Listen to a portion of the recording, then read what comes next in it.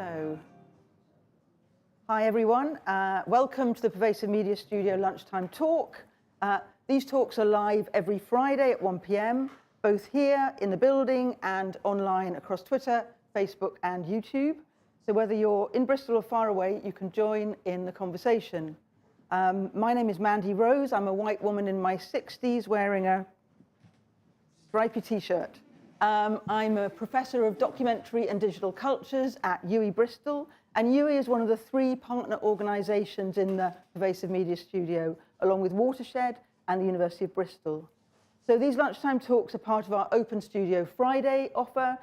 Every Friday we throw open the doors of the studio and offer you the chance to spend time in the space by hot desking alongside our residents and staff from 10 a.m. to 5 p.m. So the talks that we have on a Friday cover everything from innovative research in the fields of creative technology to projects in progress here at the studio, which are looking for feedback, questions, and curious minds.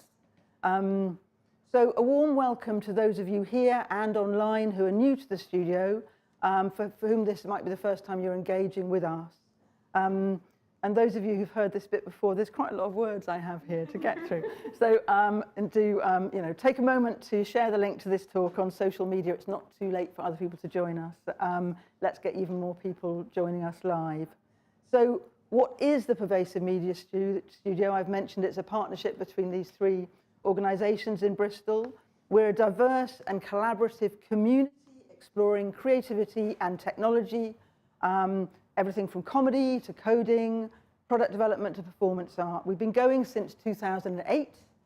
We're a home for embryonic ideas, research and development, and the building of new companies. We're a meeting place for both creative and commercial interests and industries. So we offer residents studio space, desk space, meeting rooms, events, and opportunities in a spirit of generosity and mutual exchange. We're a space for people to take risks in their practice and make time for collaboration. So a quick bit of housekeeping now. Please feel free to move around, but not all of you, right in the middle of the talk.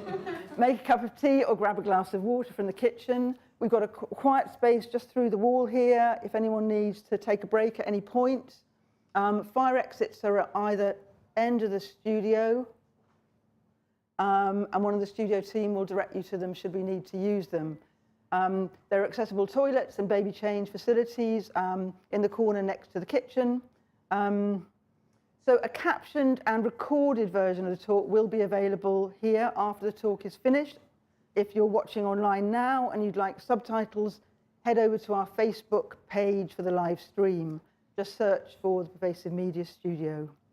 So there will be a Q&A at the end of the talk, and for those of you watching online, do pop your questions into the YouTube chat or tweet us at PM Studio UK or, no, at Fest of Nature. Oh. That was another week, forget that. And if you're in the building, just raise your hand, but do me a favour, note a question as it comes up, because I just find people often forget the questions that were on their mind by the end of a talk. So you'll be able to get news on all our future talks by heading to watershed.co.uk/studio, at PM Studio UK on Twitter, or at Pervasive Media Studio on Instagram. So that's the kind of background part, the context. So I'm really excited to introduce today's talk from director Sacha Wares, who will be sharing some thoughts in progress about crafting emotional engagement in virtual and mixed reality. So Sacha is Associate Director of the National Theatre's Immersive Storytelling Studio and Digital Innovation Associate at English Touring Theatre. She was an Associate Director of the Royal Court from 2007 to 2013 and an Associate at the Young Vic Theatre from 2010 to 2017. Happily for us, Sacha's focus has shifted from new writing to exploring the potential of new technologies including virtual and augmented reality. Some of you may have been lucky enough to experience her VR work, Adult Children, and her AR work, Museum of Austerity, developed as part of Digital Catapult's Creative XR 2020 program. Museum of Austerity was a really powerful takedown of the Tories' austerity policy, and one of the most purposeful pieces of immersive work that I've seen. And I do think that Sacha's work is quite simply among the most important XR works that have been made to date. On Museum of Austerity, Sacha worked with, among others, with Ollie Lindsay at All Seeing Eye, an internationally leading immersive agency based here in the Southwest, and I think Ollie these days is in Bristol. So, as you're going to hear, Sacha thinks deeply about how to translate and reconfigure the spatial storytelling expertise she developed in theatre into immersive work. So, as you can tell, I am delighted that you can join us today, and thanks for making your way to Bristol, Sacha.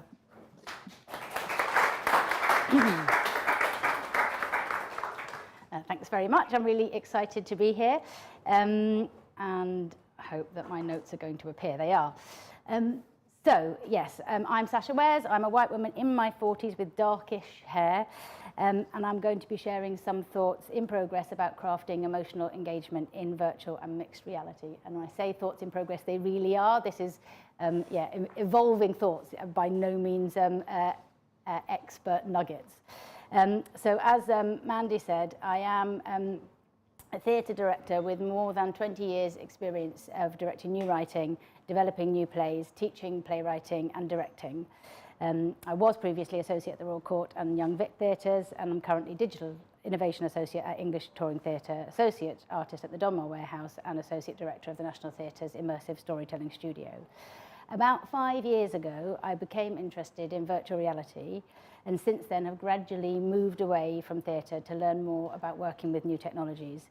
I'm not a technology person, so don't ask me technical things because I won't be able to answer. I'm an artist working with creative technologists. Initially, I felt reasonably confident that my skill set, which is significant, would translate to VR, and I thought would equip me with a good foundation for directing in virtual environments. However, I quickly realized I was wrong, and when I first began working in VR, I realized that while it's relatively easy to create wonder in an audience in VR through landscape and imagery, and also possible to foster a sense of immediacy and intimacy based on proximity, it's currently very much harder, I think, to sustain character-based narrative and to build emotional connection through dialogue and action in VR than it is in theatre, and I suspect in other areas of narrative-based work. In my early R&D work, I initially really struggled to transfer basic storytelling skills from theatre, such as directing gaze in a 360 space, making dialogue to hold attention, and to make dialogue play. And I've been thinking a lot about why that is, and I've been exploring ways to overcome some of the barriers I initially encountered when attempting to build complex, emotionally layered storytelling. I've recently made, as Mandy said, 2 pieces that are very different to one another, but with which both succeed to some degree, I think, I hope, in fostering an emotional connection between the audience and the characters, or the people presented in the pieces. And I'm going to be talking today about the different techniques, accidental discoveries and thought processes that underpin this work, and which I think contribute to the audience's emotional connection. I'll be talking first about Museum of Austerity, which is a mixed reality exhibition about avoidable deaths of benefit claimants linked to changes in the benefit system 2010 to 2020. And then I'll move on to talk about adult children, where is that? Which is a virtual reality drama about navigating social distance and set during the recent pandemic. I do want to flag as a content warning at this point that both pieces do involve challenging content, including references to death, and while I will be focusing today on directing technique rather than the content, I did want to share that warning before I begin. So I'm going to start talking about Museum of Austerity, which was co-created by myself and John Pring, who's the editor of Disability News Service. It was first presented at LFF Expanded last year, and then subsequently won the Best DocLab Immersive Non-Fiction Award at IDFA 2021. Museum of Austerity documents the lives of a series of individuals who died as a consequence of failings in the benefit system. It is presented as a mixed reality exhibition using HoloLens 2 headsets, where the audiences enter a largely empty gallery and encounter holographic figures representing those deceased individuals. The figures are seated, standing and lying between replica House of Commons furniture, which I'm showing in the image here. And as the audience move towards the figures, the spatialized sound is triggered, and the audience hear the testimony of the deceased person's close family member describing what happened to their loved one. As the audience member moves away from the figure, the family member's narrative is interrupted by voice recordings from the House of Commons of politicians discussing the specific case or the benefit change that was linked to the death. Underscoring the whole piece is an original score by composer Adrian Lee. And when we were making the piece, we were not sure how audiences would engage with it, whether they would flip from figure to figure as if it were a gallery, or if they would stand and attend to those sorts. Each of the stories is about 6 to 7 minutes long, and we didn't really know how people would behave. Will they behave as theatre goers and listen to the narratives, or will they behave like gallery goers and move image to image? And we were really surprised to find that the audiences stayed, generally almost all audiences stayed and listened to each story with a focus and intensity that significantly surpassed our expectations, including demonstrating some really unexpected viewing behaviours, such as sitting on the floor next to the figures, or even in some cases holding a hologram's hand. And these are not behaviours that you see in gallery settings, and they're not behaviours that you see in theatre settings. So we were really surprised and curious to understand what it was about the form, the combination of form and content, that had elicited those responses. I don't know why people behaved the way they did, but I'm going to share some thoughts now about why I think it could have been. So firstly, I want to talk about the impact of the capturing process on actor performance. And this here is I'm going to come to that actually. The figures in Museum of Austerity were generated by volumetric capture by actors who were recreating the circumstances of a moment close to the person's death. And I'm showing an image here of the actor Lindy Pieri, who is representing Moira Jury. She's wearing a hospital gown and is sitting up in a replica hospital bed in a moment just before her death. And I want to talk about a subtle but interesting thing that happened when we were working in the volumetric capture studio. And this was that almost all the actors, and we worked with I think 9 in total, when they entered the space, asked where was the front. They asked where's the front, or which is the main character, which is the main camera. And once they learned that the cameras were everywhere and above them and all around them, it altered how they approached their performance in a really interesting way, and not one that any of us can take credit for. It was organic to the form.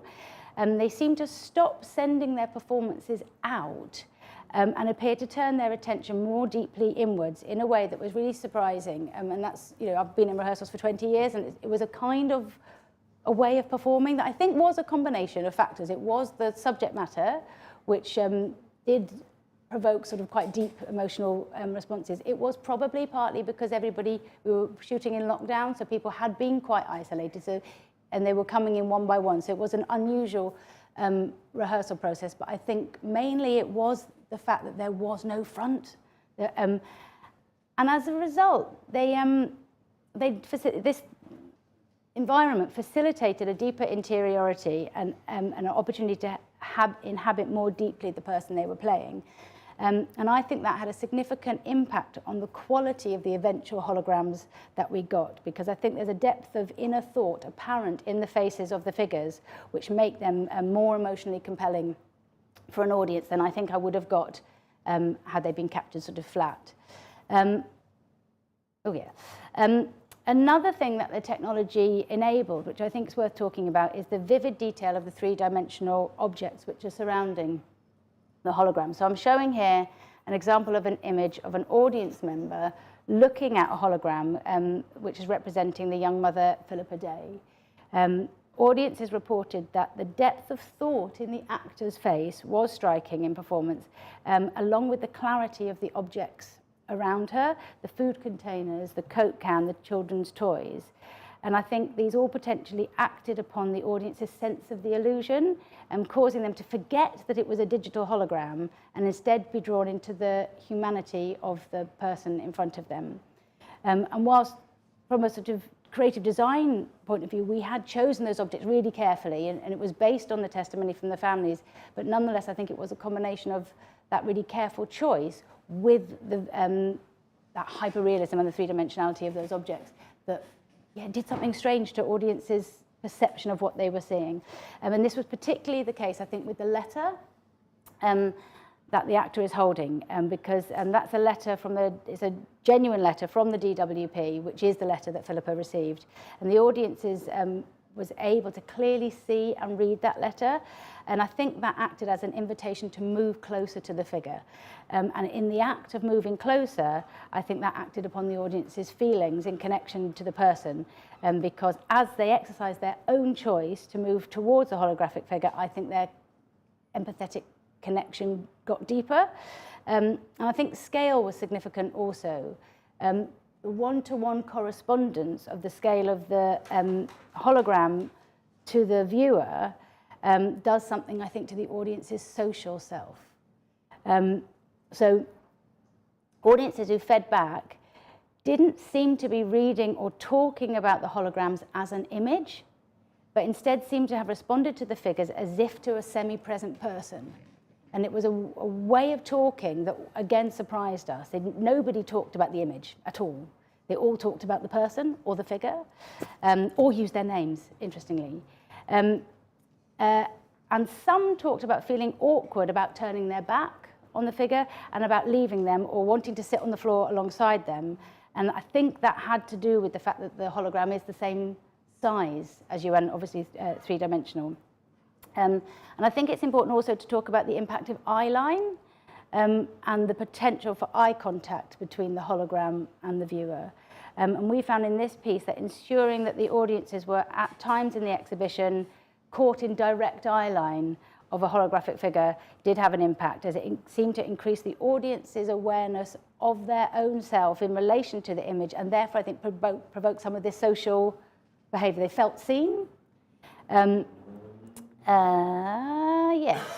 So we had to think about eyeline at the point of capturing and at the point of design of the space and how we composited them in the space. I'm going to show you another example of that. So height placement of the figures and eyeline became very important, both ahead of time and in the building of the exhibition. And I'm showing, for instance, here an image of our producer, Meg Fossard, looking at the horizontal image of the actor, Shango Baku, representing Errol Graham, who was lying on a House of Commons table. The closeness in height here between the figure's face and the head height of the viewer, who is a wheelchair user, we found contributed to the sense of physical proximity and emotional connection between hologram and viewer. So far, I've talked mainly about the visual aspect of the piece and how the emotional connection was built between the viewer and the hologram. But in this piece, and also adult children that I'll be talking about later, I think the main driver for the emotional connection was not the image, but the sound, or the skeleton of the sound was the main emotional driver. We're very lucky in both pieces to be working with the sound designer Gareth Fry, who is an exceptionally skilled theatre sound designer and also a pioneer of immersive sound. And he was working along with Adrian Lee, composer, who has decades of experience as a musician, and created a musical bed for both pieces that I think significantly, again, contributes to the audience's emotional state. Now, the image I'm showing here is of the sound circles that surrounded each figure and which trigger on the audience's incoming with the family member's voice and on the outgoing with the politician's voice. Yes? Oh, can you not hear me? Oh, okay, yes, I will. I thought I was amplified, so I was being... I see. Okay, yeah, good. So in performance, the audience's sense of moving through those contrasting auditory worlds in juxtaposition with those two types of voices, the personal and the political, seemed to have a powerful impact on them and their understanding at a physical level of the causal relationship between changes in Parliament and the impact on individual lives. And the structural nature of that spatialized sound environment, which was responsive to the audience's movements and choices towards and away from the figures, I think activated for the audience an awareness of their own choices in building a relationship, in choosing to build or not build a relationship with the deceased. And I think that contributed to some of the decisions the audience has made about the length of time they stayed attending to the story. The majority stayed longer to hear the whole story than we imagined that they would. And many audience members commented that they felt they could not, out of respect to the figure, walk away from the story. And John Pring, who's the journalist, as I said, behind the project, was particularly interested in this response because it was strikingly different to how we read difficult news stories, where it's psychologically much more possible to quickly turn a page and move on. And there was something about the form, the full-scale, one-to-one scale of those images, and the sound, the fact that the environment knew what you were doing and the figure is looking at you, it did something to people's sense of obligation to the narrative. So while the technical offer of the spatialized sound was significant, I think, in drawing the audience into the event, it was the human quality of the interviews, as conducted by John Pring with the family members, that shouldn't be underestimated, the emotional impact of those.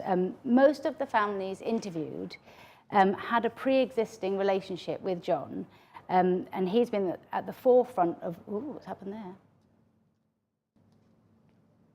I've lost your computer's gone off.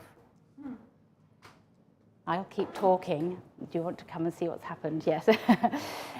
So John has been at the forefront of reporting this subject for some time, and many of the families knew him already. And I think the interviewees' depth of trust in John enabled them to share with him details that they wouldn't have done otherwise. Also, he did really long interviews, much longer than you would normally do for a journalistic piece. Did 2-hour interviews, and I had given him quite a lot of questions that I needed to be answered in order to make the environment. So, you know, the duvet cover, the objects, those kinds of questions. And it was in that interaction of the interviewee sharing those details, which were sort of unscripted, not the sort of things they wouldn't. A lot of them were activists, and they've been speaking to the press for some years, but they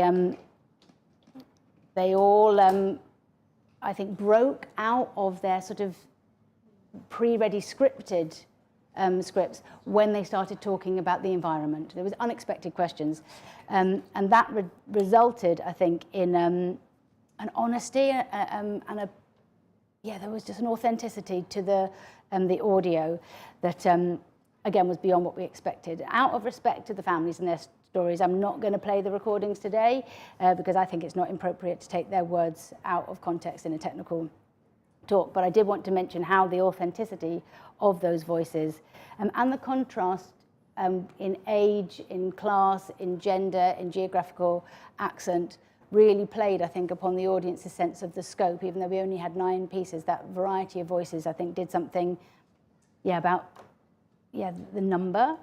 And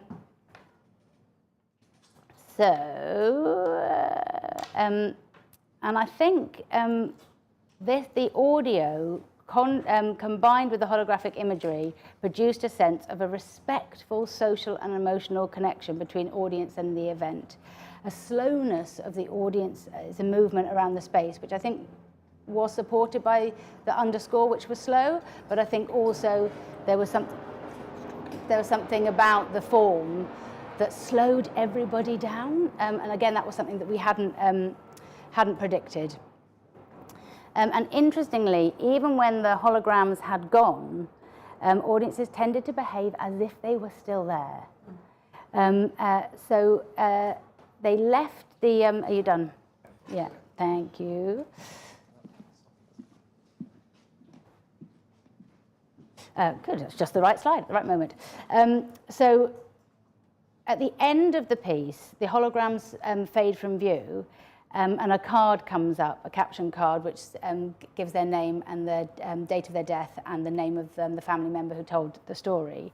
And the holograms, the people have gone, but what happened was the audience walked around the place where they had been in order to exit, which was, again, really surprising. They had held in their minds afterwards each person's location in an environment they'd not been in before, but they were still seeing them somehow. And we've seen that repeated over and over again in our work with our technical team. So Ben, who's our producer, one of our producing team, he often sets up the holograms when we're doing bespoke showings.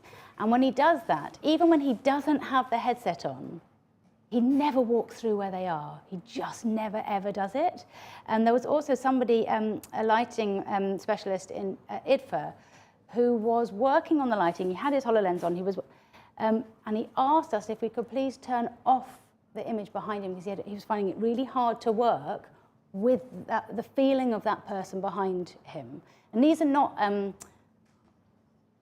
these are technicians. You know, it was really something about the scale, or I think the combination of form and content. So, so as a theatre maker, rather than a psychologist, it's well beyond my knowledge to analyse why that's happened, but my instinct is that it's the combination of the subject matter and that formal illusion that seems to activate a sense of a social interaction instinct rather than art consumption patterns of behaviour. So people, they weren't consuming it as art, they were meeting people in space, and that was really, really surprising. So that is me finished on Museum of Austerity. I don't know if you wanted to ask a couple of things. I just wanted to ask you one thing. So Sacha's going to go on to talk about adult children.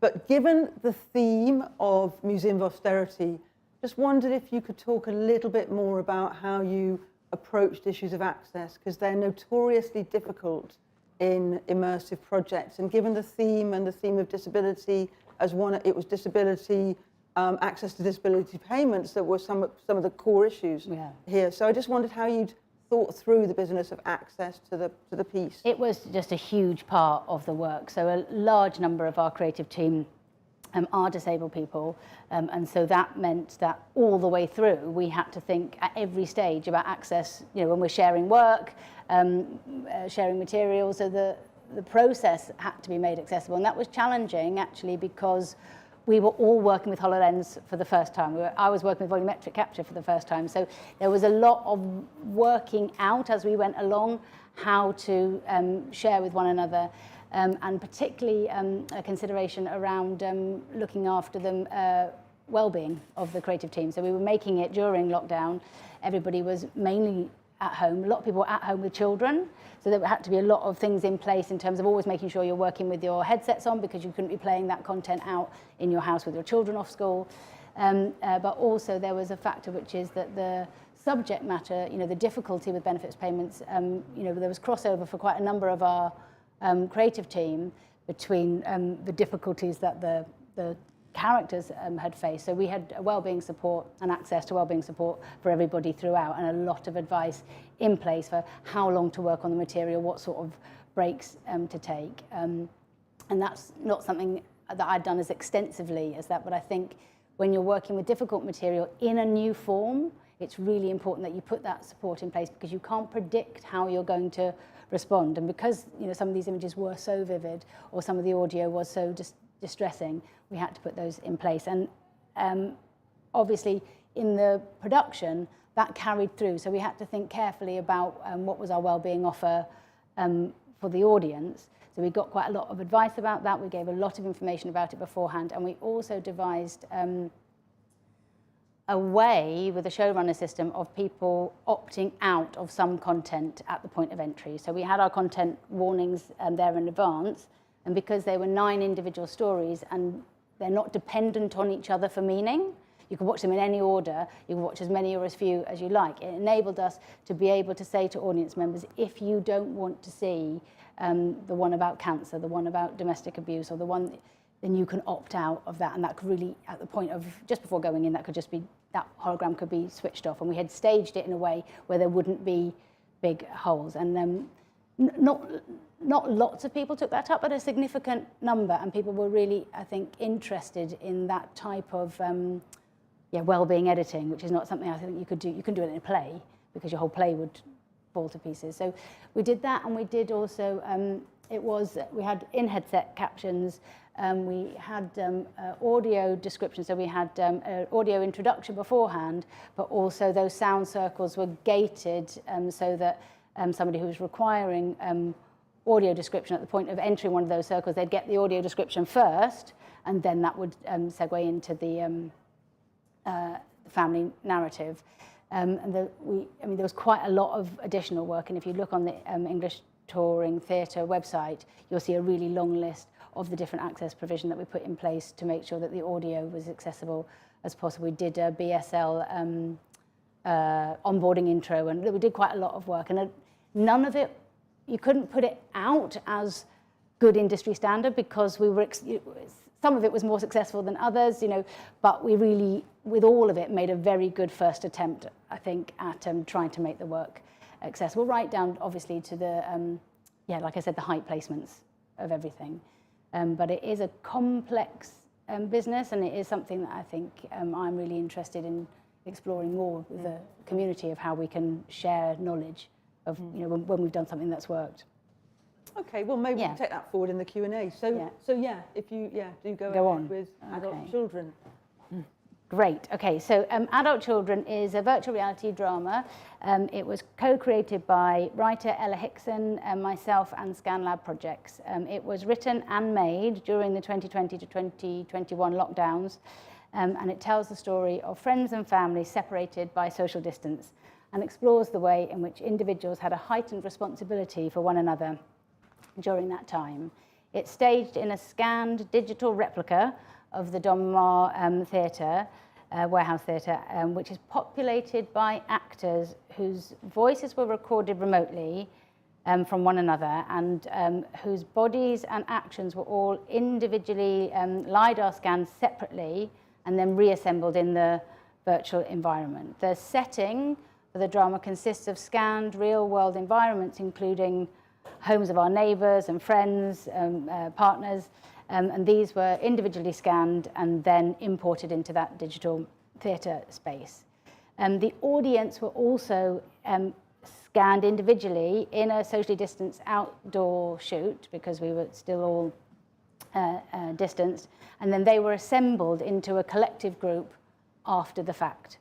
So in this way, the piece is not only the story of a set of characters navigating lockdown, but it also in its form is a sort of an archive of a time when theatres were closed and society had, to all intents and purposes, shut down. And I think of it as a record of a play that never happened in a theatre that was closed, with a company of actors who were never assembled in person in front of an audience that never gathered. But nonetheless, it exists. It looks like all those things happened, but in fact, none of them did.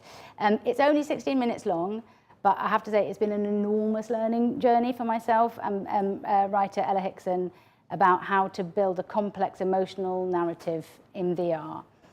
So although Museum of Austerity was complex in terms of the volumetric capture and the HoloLens and the sound environment, most of the storytelling elements were quite straightforward. So at the language level, Museum of Austerity involved single voice direct address. I've lost my place. And parliamentary TV archive single voice audio played sequentially. And at the visual level, it was multiple stationary figures. So this meant for Museum of Austerity, I didn't have to think about the rhythm of the dialogue or any complex staging. I also didn't have to think about directing audience's gaze or their attention in space, since a moment to moment in any complex way, because the audience were free to travel around the space and make their own choices to see the static figures in any order. So Adult Children was much more complicated in these respects because it's a multi-character drama, not direct address. It involves 3 registers of language, so narration, dialogue, and verbalized inner thought. And it's got multiple changes of location and also scanned movement that was stitched together from over 800 tiny individual clips into a continuous 360 staging.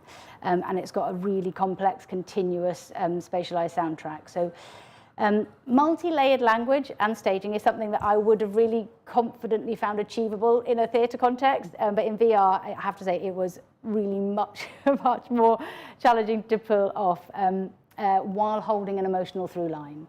So I think spectacle is quite easy, but emotional through line is just hard. So in preparation for working on the piece, while working on it and after the fact, Ella and I have compiled a list of challenges that we think apply when creating multi-character drama in VR. And this is not something that I've encountered discussed in much detail about why it's hard to keep audiences engaged emotionally.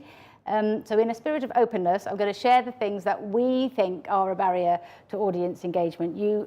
You may not, and you may all have solutions to them, but these are the things as sort of novices moving into the field that we've encountered. And I should just point out that our target audience for this piece was a theatre audience. We're making it for and with a theatre. So we were imagining that our audience would largely be experiencing VR for the first time. And that obviously impacts our thinking about what might be difficult for audiences. So yeah, I'm going to start just by talking about the limitations of technology. The actors I said on this piece were captured by LiDAR, and that means you get a very staticky, unclear visual image, which obviously impacts access to facial expression, which in turn then inhibits the opportunity for the audience to emotionally connect with character. So that consequently throws, I think, a great deal of emphasis on physicality. If you can't see face, the body, what the body is doing in space becomes suddenly much more important. But that was also difficult because you can only capture in these like 3.5 meter little mini chunks, which makes it very hard for the actor to get flow and to inhabit. So we were really lucky with the quality of cast that we got, I think largely because it was lockdown and nobody was working. So we were able to assemble a really fantastic cast who were all up for working with those limitations and restrictions. And in another time, that might not have been the case, but they were really happy to do these little mini bits of action and to try and imagine how that might be stitched together after the fact. So that was a limitation. I think also, talk about those ones together, the feeling for an audience about putting on a headset, the physical discomfort, the insecurity, the self-consciousness, all of which that comes with that, I think isn't to be underestimated in terms of what it does to your capacity to emotionally invest in character. Because if you're slightly disorientated physically, if your eyes and ears are in a different reality to your body, that creates a sort of nervousness, which is great for fight games. It's great for, I mean, it's good for, I think, yeah, game-based or horror. There are a number of formats that benefit from that sort of jitter, but emotional connection in drama is not one of them. You want an audience to be settled. They need to be secure. They need to be in a sort of, yeah, not a passive place, but they need to be relaxed. Yeah, Ella feels that really a steady, safe, secure audience member is a prerequisite for emotional connection. So I'll talk in a bit about how that informed our thinking about staging. Yeah, the thing about novelty and awe and sensory and overstimulation, I think ordinarily in drama, your big spectacle, your Aristotelian spectacle event comes late, comes in your third act. You hold that back. Whereas what happens in VR is you put your headset on and you're transported somewhere incredible. So you're having that third act bump right at the beginning. And what that does to our sense as audiences used to the way current drama tends to work, or Western drama tends to work, is it disorientates you because that isn't the model that we're used to. So it means that you're not available at the start to do those bits of work you would normally do of going, who's the main character, the slow finding of place. You're in Wonderland. So that is, I think, an inhibiting factor again. Also the unfamiliar conventions. So you go into a VR drama, we don't know how to watch it, we don't know how to read it, we're not comfortable and certain of what to expect. And then there's the invitation to explore, because that's part of the offer, which again is great for some formats. It's not brilliant for drama. There's a risk all the time with drama when you're busy exploring that the main event has happened over there. So it's a sort of level of skill in directing drama in 360 that we have to develop in how to hold attention and guide attention in those spaces. And I think talking as well about the world to human scale imbalance is that your human being is small compared to the size of the world you're offering, which makes it really hard to go, this is your main character, honestly, it's this person. Yeah, how you teach the audience to find the main character, track the main character, I think is really challenging. Distraction.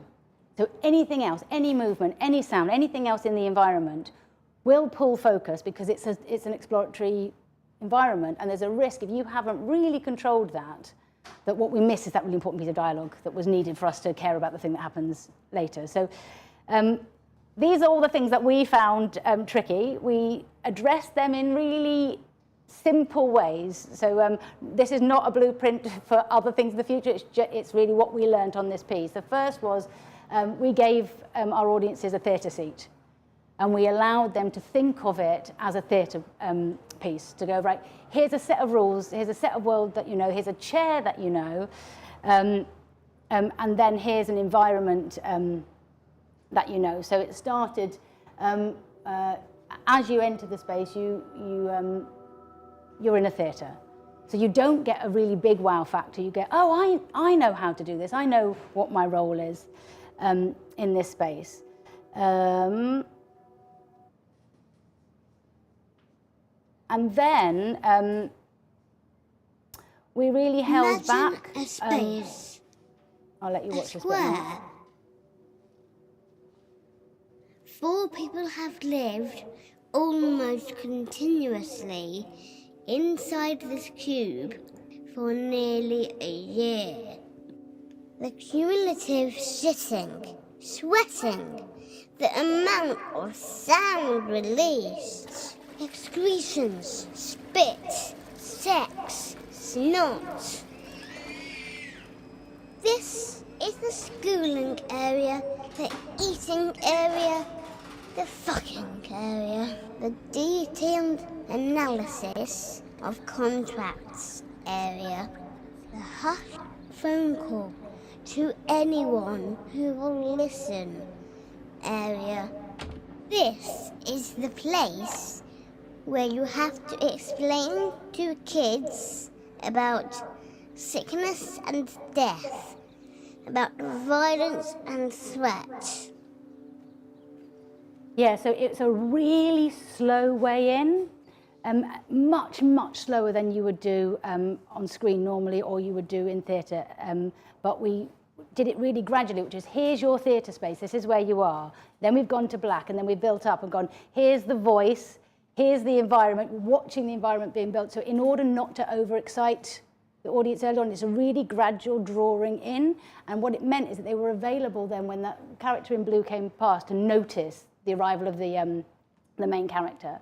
And then we tracked that main character in blue the whole way through. And we found that really the type of colour coding of character that you would use on like a stadium type performance was necessary in order to get the audience to find and locate the main character. And in addition, we also found, it's going to come up now, that it was helpful to amplify, to teach rules and to amplify characters. So the bit I'm going to show you now, no, not that bit here.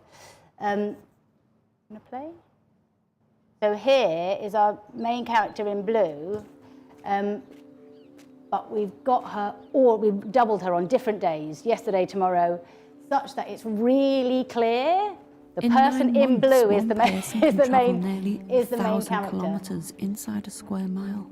And we're also teaching there, so you can't really hear it here, through the footsteps, which are all spatialized, to look. We're teaching that you're going to find characters here, so they've now understood it as a 360 space. But we haven't started any story. We're still at the sort of the introduction of the rules. Been for a walk. Yeah, and then here I'm just going to point out the use of big gesture. So we're having to use a scale of gesture, again, like stadium-sized gestures, in order to pull attention, way bigger than you would in most other formats. But it did work. There you go, oh, I know where I need to, I know that's the second main character. So we've done blue person, and now this one is introduced. I have to notice this figure. And then there's something about the urge to explore. So the audience is wanting to look about. And so we're trying to work out, how do you feed and satisfy that urge while still hitting your story beats? So what I think was useful was working on a diagonal. So when we played dialogue, we always played it across a diagonal, which meant that the audience would look to one and then go and seek and find the other. And in the process of that, come across some detail of a dog along the way. But all of the detail was designed to feed into that central story and would relate really directly to something someone had just said or was about to say, so that everything was coming back to the language, the story. Because I think the risk is always you disengage from the language because you're so overwhelmed by the visual, and then you miss all your plot points and your character details. So I'll skip past that one, but that one does demonstrate that working on the diagonal. I know I'm nearly out of time. Yeah, and then there's something about stillness. If your actors are still, you're going to lose your audience really fast. So what we found is either the actors need to be moving, or you need to have designed it so that the audience's head is moving, or, this is the last one, the set needs to move. So we really wanted this part to be still. Well, actually, there's another thing to notice there about desaturation of color was a useful device to keep your attention on your main character. So if you want someone not to be seen, we desaturated color. Every night, and hope that your adult children will call without you having to ask them to. So what's happening there is we're trying to establish a stationary character. That's really difficult to do in that space. But by mobilizing the house, it kept our gaze in the right place. And then we were able to sustain a really still and quiet scene between those two, which I think otherwise, without that movement of the environment, we might not have been able to hold attention. And then this is the final thing I wanted to share, which is this is really late on in the piece, and it's where we've grown our environment. So I showed you at the beginning we had our theatre frame, and then we went to dark, and then we grew. And then this is the last bit where the whole environment opens up.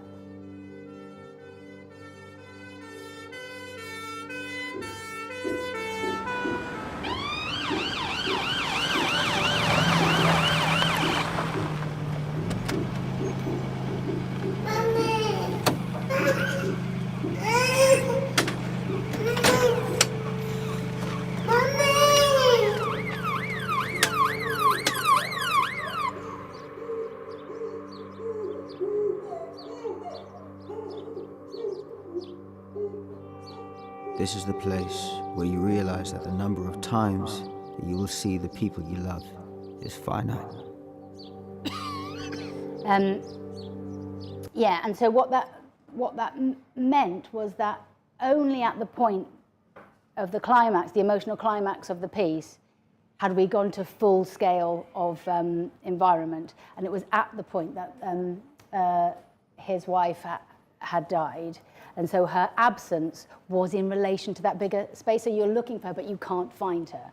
So that was sort of the inversion of what we're doing all along, which is here's your character, track them, and now here's your huge environment, and your second lead has gone. So that's it. I'm done. Thanks. That was just fascinating. And we're going to move to the Q&A now. I've got tons of things I want to ask, but actually we've only got about 10 minutes. And I know we've already got 10 questions online, did you say? Okay, all right. So perhaps we'll start with a question online, and then people in the room, be ready to put your hand up. So, yeah? Okay. First off, thanks. So the first one online, someone says, I'm a theatre director, this is a long one, who has begun exploring VR. It's such a relief to hear from someone who is interested in character-led, emotionally complex storytelling, including the quality of performance.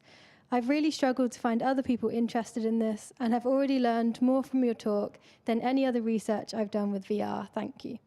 I'm already using score and sound design as a lead element. And my question is, are there particular types of narrative or modes of storytelling that you think best suit the emotional space or opportunities of VR? I mean, we're nowhere near ready to answer that question. I think we're so far away from that. I think at the moment, because we don't understand how to work in the space very well, I think having a narrative voice is really important.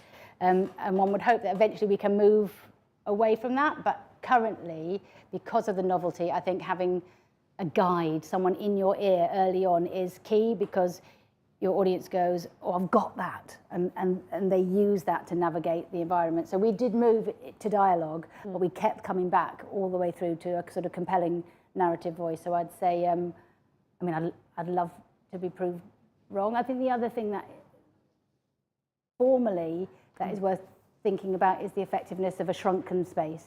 So a lot of drama that does work is where the environment has been made smaller. So thinking of pieces like what's called Battle Scar, where it's Battle Scar, isn't it? Yeah. Yeah, where the environment is smaller, and you as an audience member are bigger. So then you can gaze, or Arden's Wake, or those kind of ones where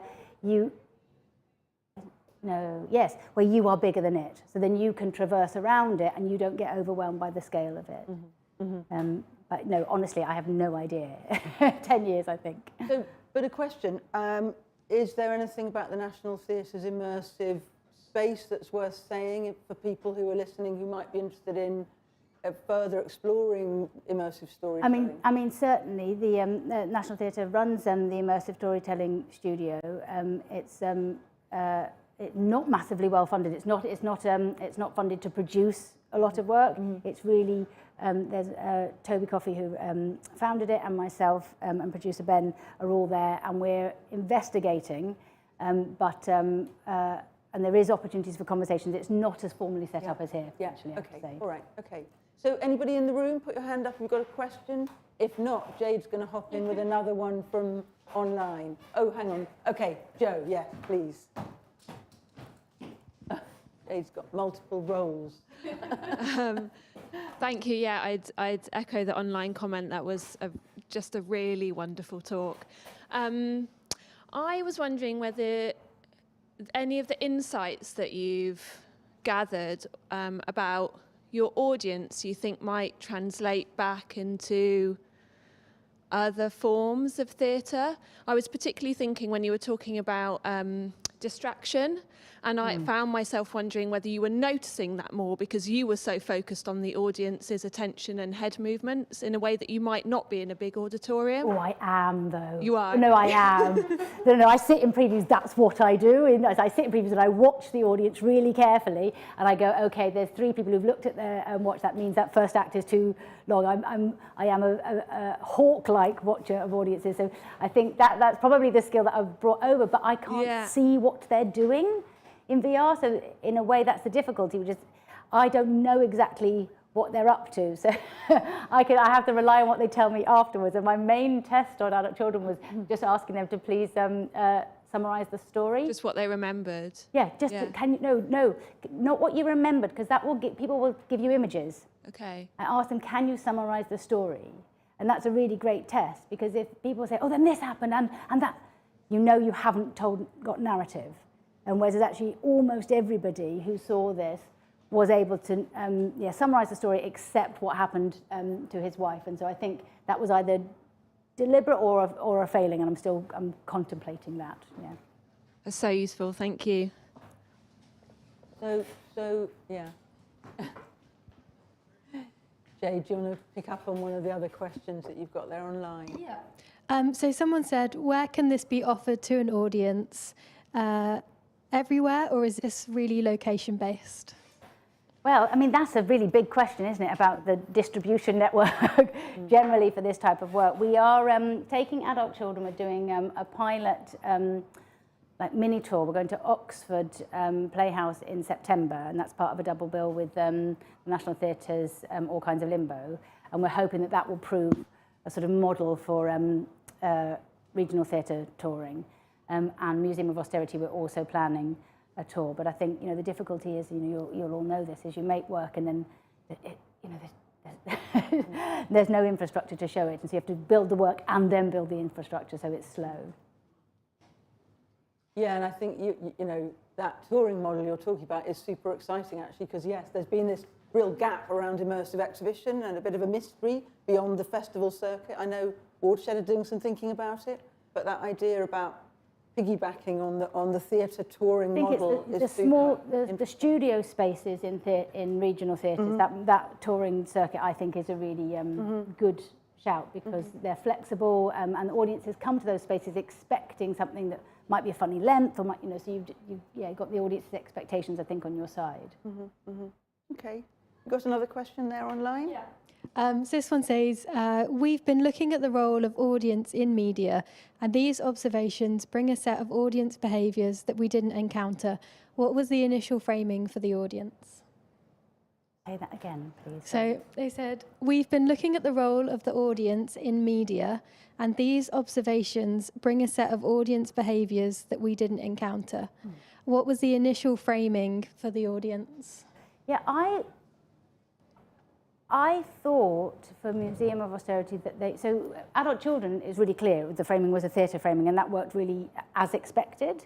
For Museum of Austerity, I thought it would be like a gallery. So it was called a museum, and we set it up like a museum. It had a timeline outside, so I thought people would read a bit, listen to a bit, move on a bit.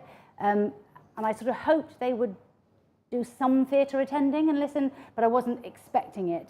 And actually, their behaviours were quite unlike anything I've seen, actually, in either medium.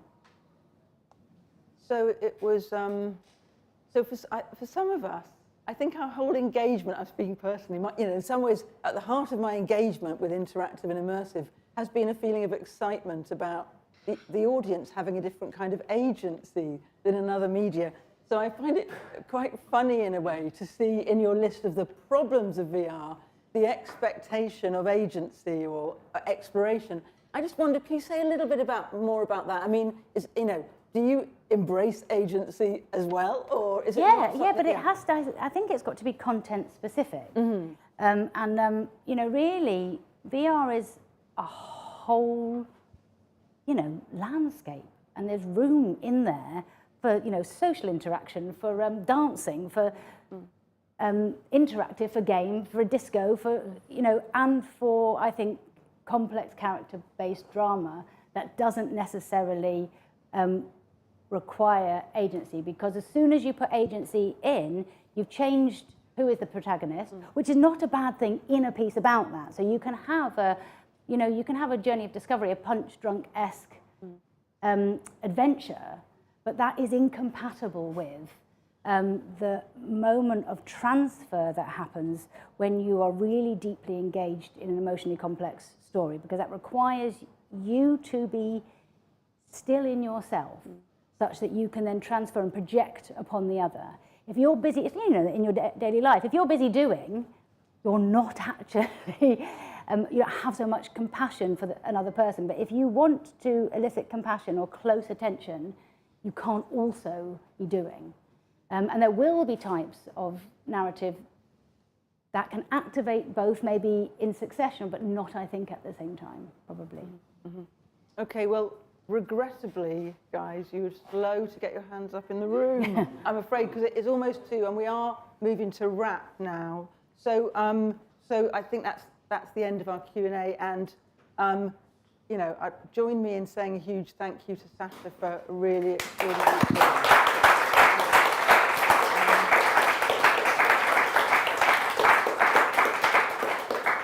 So just before we close, thank you for being here and everyone for being there online. Next week's talk will be by studio resident Jen Bell, who will be talking about their recent project featuring an interactive map and audio walk. If those of you who are here want to stick around in Hot Desk today, find out more about what we do, then please, you're welcome. Find a member of the studio team to talk, and we'll be happy to help. So if you're watching online, please drop us a line on studio@watershed.co.uk with any questions. So thank you for being here and everyone for joining us online. There will be a recording, so share that with your friends later. So we'll see you all next Friday at 1, we hope. And yeah, Thanks, Sacha. No, thanks for Amazing. having me. Yeah. It was a pleasure. It's really nice to have some friends. Okay.